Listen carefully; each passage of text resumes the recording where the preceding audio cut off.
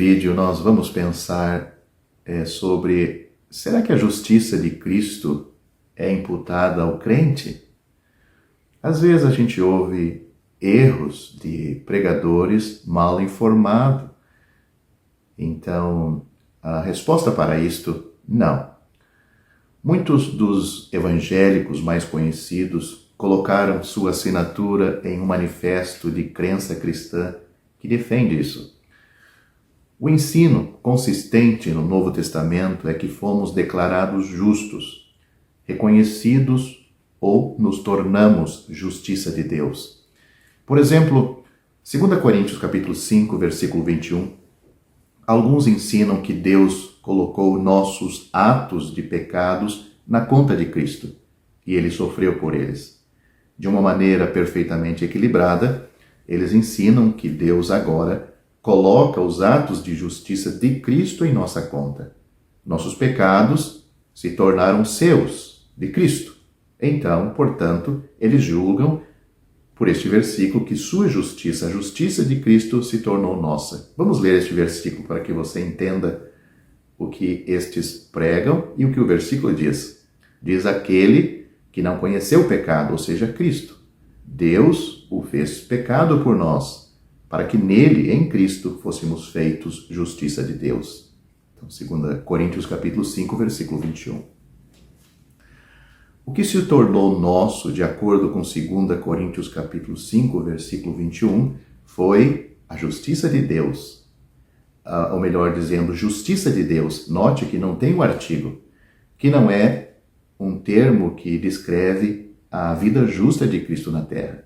Cristo carregou nossos pecados, mas ele mesmo era santo. Ele não conheceu o pecado, diz a Bíblia. Antes, durante e depois da cruz, ele não conheceu o pecado.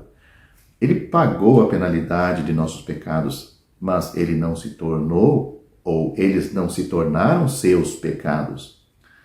Nós nos tornamos justiça de Deus, justos, conforme exigido por Deus, por meio da morte de Cristo, não de sua vida, por meio da morte de Cristo e não por meio da vida de Cristo. Note o que a Bíblia diz. Sendo justificados gratuitamente pela sua graça, pela redenção que há em Cristo Jesus, ao qual Deus propôs para propiciação pela fé no seu sangue, para demonstrar a sua justiça pela remissão dos pecados dantes cometidos sob a paciência de Deus, para a demonstração da sua justiça neste tempo presente, para que ele seja justo e justificador daquele que tem fé em Jesus. Concluímos, pois, que o homem é justificado pela fé sem as obras da lei.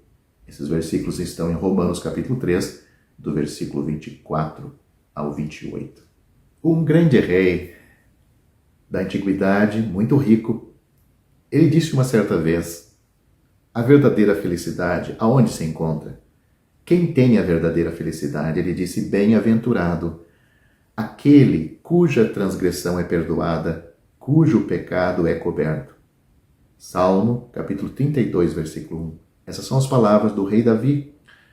Uma das verdades centrais do cristianismo é o perdão dos pecados. Sem ela, permaneceríamos em um mundo de desespero, sem esperança, apenas para perecer para sempre. A maior bênção da vida é saber que você está certo com Deus, que seus pecados estão perdoados. Esta bênção pode ser sua. Você acredita nisto? Em um voo, o voo dos 243 da Airline sofreu uma descompressão explosiva a 19 mil pés sobre as ilhas havaianas e mais da metade do teto da aeronave desapareceu. Depois que o Boeing retornou com segurança ao solo no aeroporto internacional de Maui, um repórter perguntou a um passageiro qual foi o primeiro pensamento que passou pela cabeça dele, que passou pela sua cabeça. Ele respondeu: eu me perguntava se Deus me perdoaria de todos os meus pecados. Perguntas sobre o perdão de Deus são respondidas por Davi. inspirado pelo Espírito Santo, quando ele escreveu o Salmo, capítulo 32, versículo 1. Uma transgressão é a quebra internacional de um comando conhecido, melhor dizendo, intencional. Tudo o que fica aquém do padrão perfeito de Deus é o pecado.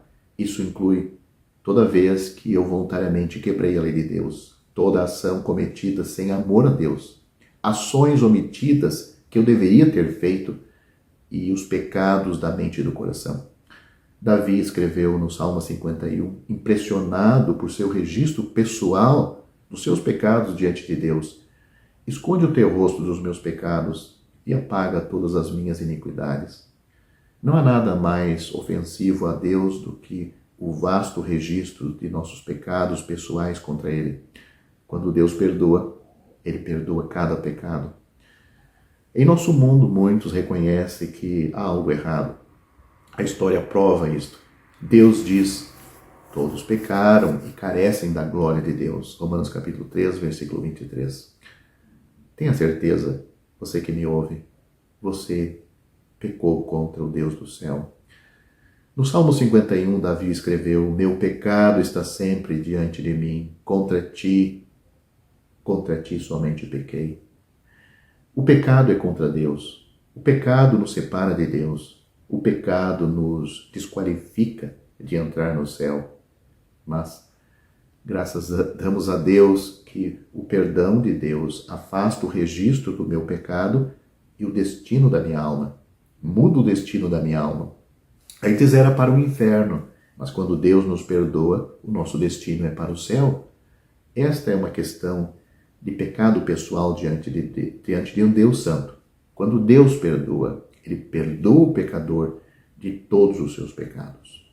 É o que diz Hebreus capítulo 10. Ele diz, jamais me lembrarei de seus pecados, de suas iniquidades. Deus não pode ignorar o pecado em seu universo. Deus pode perdoar, porque Deus pode cobrir todos os nossos pecados contra Ele. É o prazer de Deus oferecer perdão a você. Davi conhecia bem o dia da expiação na história de Israel.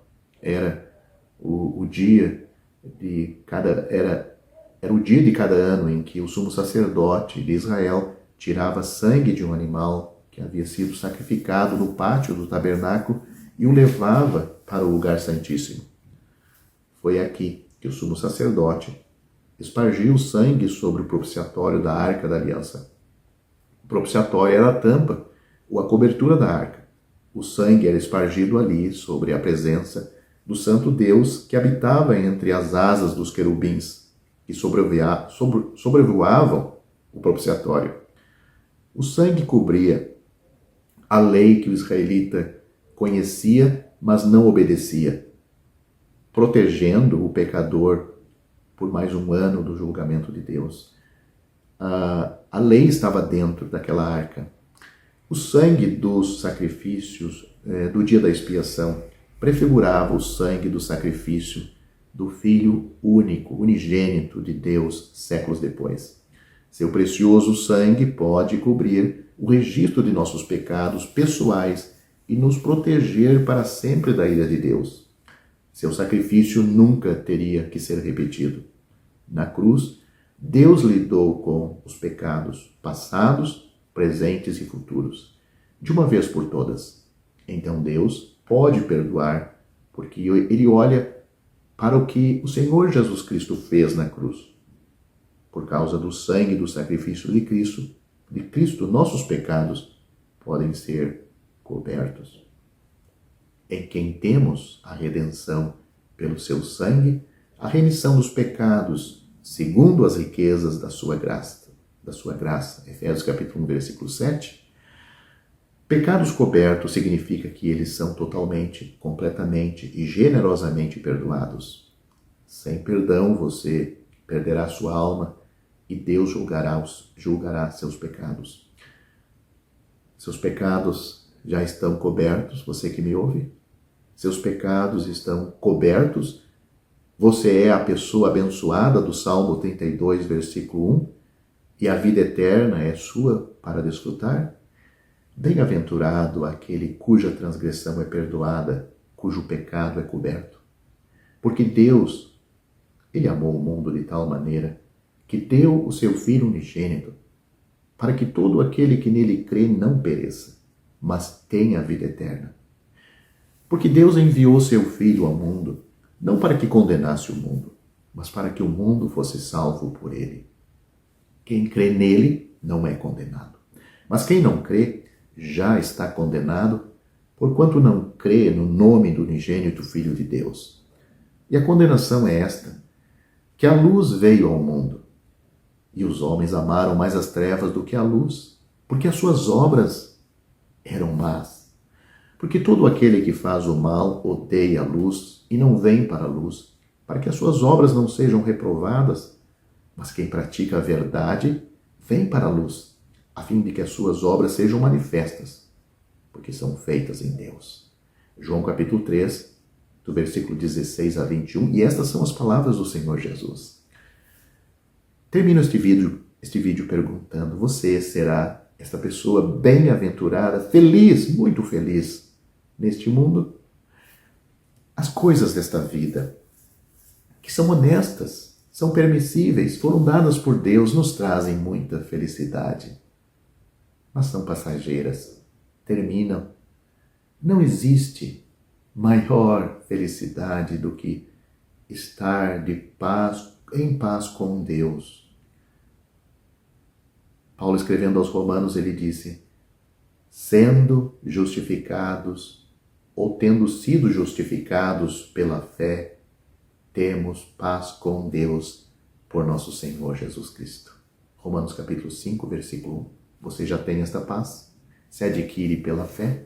Porque pela graça sois salvos por meio da fé. Isto não vem de vós, é dom de Deus, não vem das obras, para que ninguém se glorie. Crê no Senhor Jesus Cristo, você será salvo. Ao findar o labor desta vida, quando a morte ao teu lado chegar, que destino há de ter a tua alma? Qual será no futuro o teu lar?